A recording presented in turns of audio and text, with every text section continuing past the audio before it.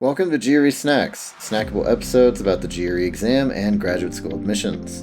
I'm Tyler, the founder of Achievable, and we have an affordable GRE course that includes everything you need to ace your GRE exam. A full textbook, videos on key topics, tons of GRE questions backed by our memory-enhancing algorithm, a built-in study planner and essay grader, and full-length practice exams. You can try it out for free by going to achievable.me, and if you like it, use the code podcast to get 10% off. Now, let's get started. Today, we've got Dr. Dawn Martin from the Grad School Road Map with us. And Dawn, I'd love if you could introduce yourself for the people who have not heard you before. Sure will, Tyler.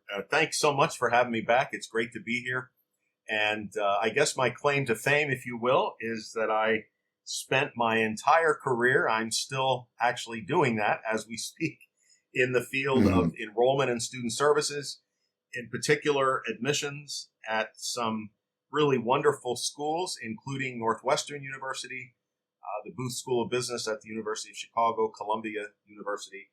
I did this work for 28 years as a dean of admissions. Then in 2008, I started Grad School Road Map in conjunction with the publication of my book, Roadmap for Graduate Study, a guide for prospective graduate students. And since then, have been working with just over 900 applicants for all sorts of graduate programs, Master of Arts, Master of Science, PhD, MBA, law school, medical school, you name it. And it's been a phenomenal career. I've loved what I've done. And so now, as I'm approaching my senior years of my career, I'm getting invitations like yours to speak with individuals about aspects of the application process, which I'm enjoying, and that's why I'm here today visiting with you. Fantastic. Yeah, so today we're going to be talking about sort of the inside story on getting waitlisted or deferred, right? Or denied. Or denied. Yeah, exactly. And so I wanted to. I mean, I think I have a number of ways that I think we could start this one, but how did you want to start? Oh, please. I'll let you start however you would like. That would be great. I love questions, so you take it away. Sure. So, I mean, I guess for me, the way I would start to look at it is basically how do you get waitlisted or denied in the first place? And maybe we kind of handle these two things a little bit separately. But like if you had through your time, probably admitting waitlisting or denying over 10,000 people is my rough guess. It might be a lot higher than that. I'm just curious kind of what goes into that decision making process and kind of when you get that letter back that you don't want from the school, like how should you interpret what that means? Let me just say this, first of all, and this is not in any way to brag, but to let our listeners know that I do think I have some background to answer this question for you.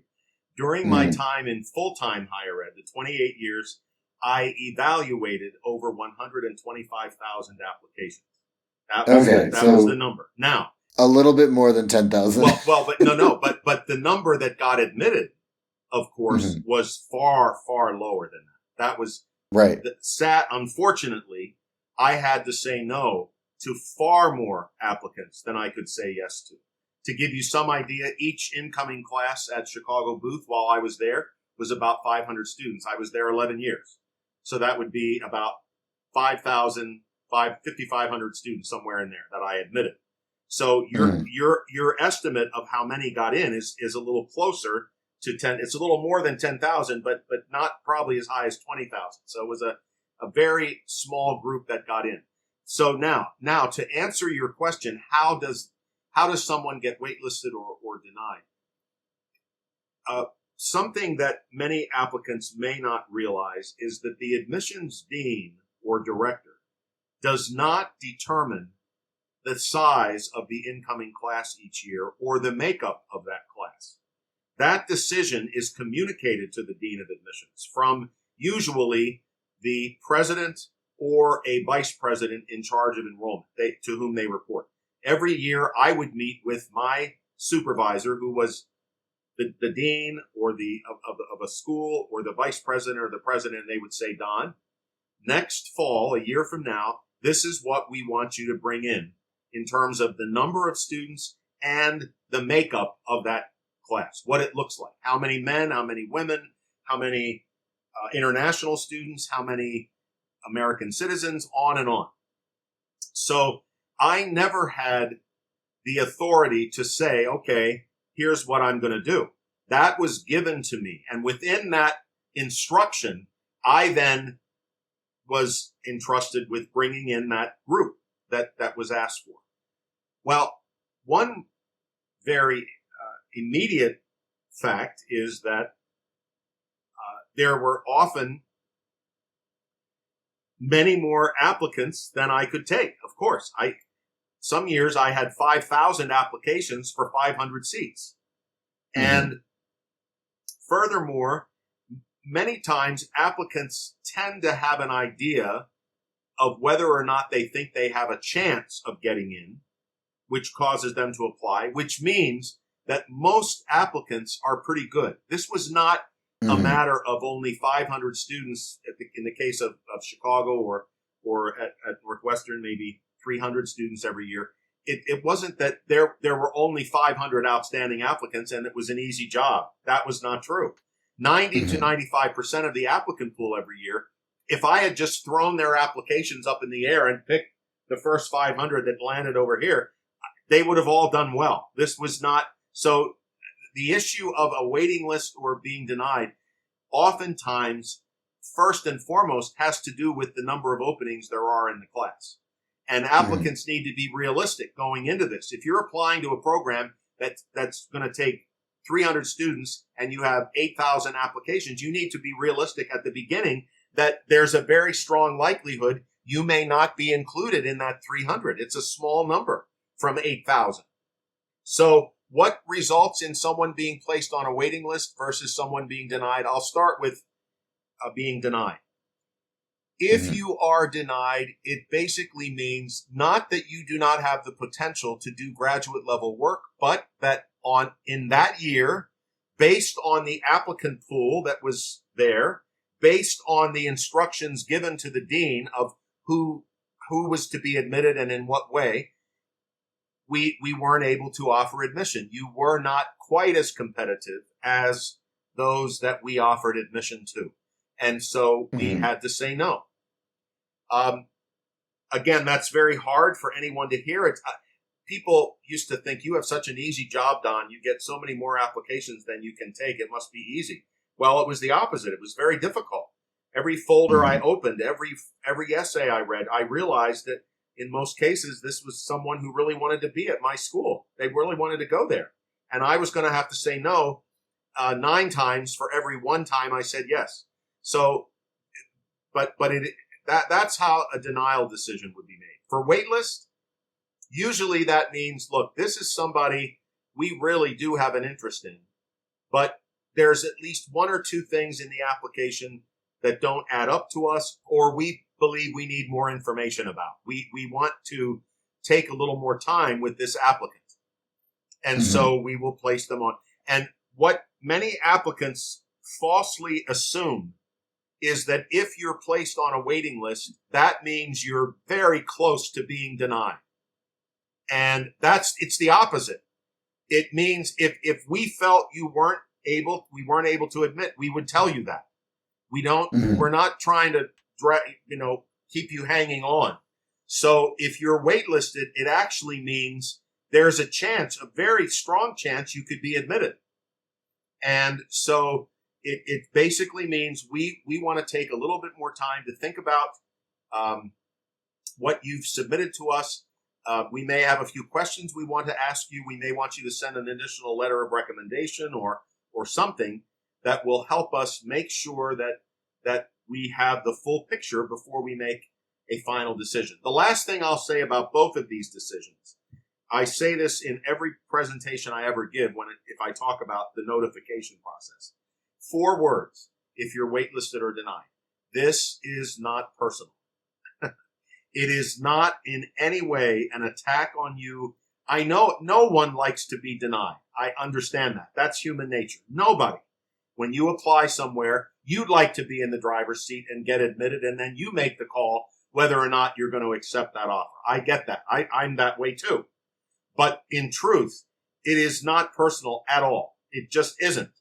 It's a matter of making the best judgment we can, looking at all of the applicants we have that year and what the makeup of the class is going to be, and then making decisions accordingly.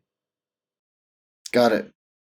Yeah, that's really interesting. And I mean, I guess for me, my follow-up questions on that are focused on kind of the waitlist aspect. Okay. So when someone's waitlisted, that definitely sounds very different from undergrad. Because in undergrad, it's kind of like if you're waitlisted, it's like, we didn't accept you, but maybe if a spot opens up. Right. Is it more that like when you're in graduate school, is it like, let's say you have, I don't know, 500 spots. Do you fill 400 and waitlist kind of 150, right? Like these are all just like numbers, for example, but just like there are spots there kind of already allocated and you're just want to figure out maybe like a little bit more information about each of these people, or is it still that you would accept 500 on the first go and then you would kind of wait to see? No, well, again, this may differ depending on who you're speaking with, but in Mm. my case, as a dean of admissions, I never ever filled up the class as I went along. I had openings for admission from each of the deadlines we ever had, because sometimes an outstanding applicant who wanted to apply for the first round, somehow something happened and they couldn't. They had to back it up to the second round or the third round. So I never ever in my term at Northwestern, Chicago, Booth, or Columbia, our class was never filled entirely until later in the summer. We never. I made admission decisions outright from each deadline, and then knowing, however, that there your question is well taken. You do put someone on a waiting list, also knowing that there could be an opening that someone you did admit decides not to accept the offer. Yes. But that for me was a secondary matter. My first reason to waitlist someone was because I was very interested in them, but I needed some more information. There was something else that I needed to help me. So that said, let's say I was going to bring in 500 students in the incoming class in a year. I might admit, and we had 3 application deadlines. Mm-hmm. I might admit 150 from the first deadline, 100 from the second, 75 from the third, and the rest came from the waiting list. Right. Because I never wanted to fill the class entirely, knowing that some of those folks on the waiting list we really wanted.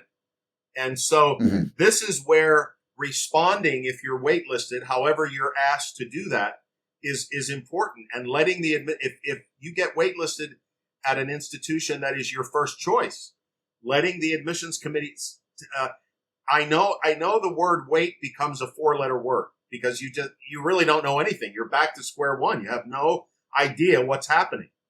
But let them know that I said this might be counterintuitive, but thank them for keeping you there. That means they're really interested in you, and how you deal with that. By the way, the worst thing you can do is not to respond at all. Don't do anything. And then I will say that when it came time for me to go back and revisit a group of waitlisted candidates, if there had been no response from them at all after being waitlisted, they were denied. I made an assumption that they weren't interested. Now, I could be wrong, but there were so many who did respond that those were the ones, obviously, that I wanted to work with. So you have a point as a candidate, you have a part to play in this, especially if one of the programs that waitlists you is your first choice. You need to get on that right away. Send them a letter. Oftentimes, institutions will say, please go onto the website, click here, and confirm that you would like to stay on the list. Do that immediately. Do that the minute you get that letter. Do it if that's what you feel. And then whatever instructions they give you, follow them. And some schools may not give you as much opportunity to be in touch with them as others. But the one thing you can always do, regardless, is send a special message to the committee saying, and I know this might be hard to say, but thank you for keeping me on the waiting list. Thank you. This is my first choice. If you admit me, I'm coming. That was always something we were appreciative of knowing. Right. Yeah, and I mean, I think also telling people that it's your first choice is a really good idea. If it should be true, Correct. but it's a really good idea because one of the things that's your metrics as an employee there is I forget the exact word for it, but it's basically out of how many people you admit, how many say yes and come to your school. That's called your enrollment yield. Yes. Enrollment yield. Yeah, there we go. That's right. Yeah, so they you telling them, hey, good, for a school like UChicago Booth, the enrollment yield's probably above 80% anyway. Right. But it's like, I want you to know that this guy is 100%, 100% in. I think that does help. It certainly helps nerves a little bit. Because, and here again, in some cases, Tyler, the reason I waitlisted someone is I got no sense of how interested they were in our program. Their answer to that question in the essay was very lame. They didn't really provide much. And then when I would go back and revisit that group of waitlisted candidates, sometimes those were some of the ones who never responded. So I knew we were not, they just had us in there for whatever, but we were not on their list. So I didn't admit them. Because they never responded. But others who I wasn't sure of, oh my word, I'd get a beautiful letter from them, or I'd get a recommendation letter, and I'd get, you're my first choice. If you admit me, I'll be there. Some of those didn't get in always. It's not as though that was the number one criteria for revisiting the wait list, but where that was there and we felt we had a good match, yes. And yes, please be honest about, you can say to other programs, yes, I'm still very interested, but please don't say to all of them, if you're waitlisted to more than one, please don't say to all of them, you're my number one choice, and if you admit me, I'll be there. Obviously, that's deceitful. Yeah. So I'm curious then, to go backwards just a little bit. You were talking about sometimes we waitlist people because we want to see more, or we have questions. Yes. Like, what are some common examples of things that come up that will put people on the wait list, but, in that positive way? One is, as I mentioned, not giving us any indication that you're really interested in our program. Second, you may have had a gap in your work history, or something where your resume is not, there's gaps, and you didn't explain any of that. That would be a reason to put you on the waiting list. Another would be a less than competitive GPA. You have some issues with your grades, and maybe you withdrew for a term and then your grades went down, or you had and you don't explain anything about that to us. That would be cause, but your recommendations are strong. Your extracurriculars are strong. Your essays are really commendable. But we need to know more about this academic side. That would be a reason to put you on the waiting list. Finally, another one, that comes to mind is a recommendation letter that is not. Now, again, we don't like recommendation letters that say you're perfect and you walk on the water and you are, there's no one ever like you in the world. That's too much that way. But nor are we pleased if we get a recommendation letter that isn't fairly positive on the candidate. That isn't, I'm really recommending this person to you. And if that happens, that would be cause, and we would probably ask for another recommendation letter in that case. That would be cause to get on the waiting list. Yeah, and that's interesting too. I mean, my undergraduate GPA was not particularly great. I mean, like, is it as simple? Like, at least what I would say is just like, I didn't take school seriously enough, and now I would, right? Is that good enough of an answer, right? Like, I think it's like, just because I think the GPA one, out of all the things you listed, that's the one that you kind of you can't put that genie back in the bottle, really. You can't. That's right. There are a couple of ways, in my opinion, to address a less competitive academic background. One is to be, again, as you and I have said, Tyler, whenever we've talked about various aspects of the application process, the one thing you need to do is be yourself and related to that is to be transparent. Be honest. Mm-hmm. You know, I mean myself, Don Martin, did not do very well in college. I did better in my junior and senior year, but I blew it off the first 2 years. I just, wasted time. That didn't ruin my career. It didn't cause me to go down a bad road, but it was something I needed to explain. And so I did. And what you need to do is to be very honest and say, look, I know that my GPA is not as probably as competitive as some others. Here's what happened. Make an explanation, not an excuse, an explanation, and indicate that you hope the committee will take a look at other aspects of your application, which you do believe are very competitive and would render you successful at this particular institution. Now, something else you can do, and I often encourage this, if you know well ahead of time that you're going into this process with a less competitive GPA, take a course now. Take one class, one graduate class. It could be in a subject. It doesn't have to be in your major, but probably better if it is. But take a course, get an A, just online. Then you can write to the admissions committee and say all of what you want to say about your GPA, but you have another piece of information. I would also like to point out that I recently took a graduate level course and I got an A. That is so powerful. That is absolutely, that kind of totally negates what that undergraduate transcript might be showing. When this person realized that this was going to be a deficiency or a potential weakness, and they couldn't put the genie back in the bottle for college, but they could open a new genie, if you will, and take one course or two and get an A. That trumps everything. Cool. That's a very like interesting tip that I have not heard before. I like that one a lot. It really helps. I in my coaching work with my clients, I suggest this all the time. In other words, that's one way of not making it look like you're saying, well, look, I didn't do well, so what? Or, that's it.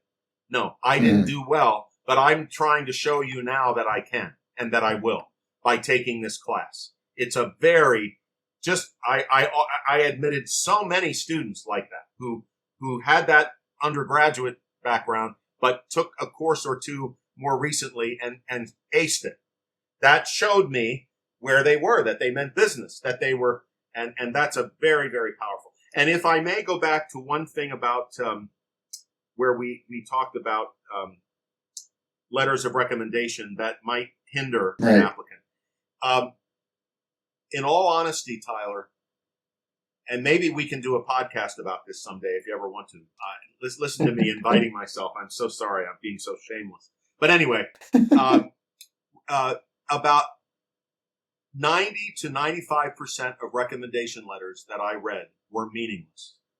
I evaluated over 125,000 applications in my time, and they were you need one way to make sure you don't get on a waiting list or denied is to have outstanding letters of recommendation. This is often overlooked. And we did an episode on this, actually. Oh, we did. Okay. Yeah. So for those listening, if you want to go find it, I think it literally is called 95% of recommendation letters are meaningless or something similar. I am so sorry. That's another great one. Yeah. This is something I talk about so often because it can make or break an application big time. So anyway, okay. For sure. No, that's good. I just, definitely a good resource for people. If you go back through the podcast, you can find that one because that's another good one. And I think in general now, what I wanted to move on to as we kind of get closer to wrapping this up, is just now that you're kind of, let's say that the school's followed up with some questions, right? If you're on the wait list, what sort of are best practices for dealing with them? And then from then on, basically, whether you're waitlisted or denied, how do you move on with your life in either way, right? Especially when you're denied. Like, what do you do next? Well, it's certainly not the end. I was in this position. When I applied for my PhD at Northwestern, I was denied the first time. It was my first choice. There was no other program anywhere near as important to me as that one. It was very disappointing. So I know how it feels.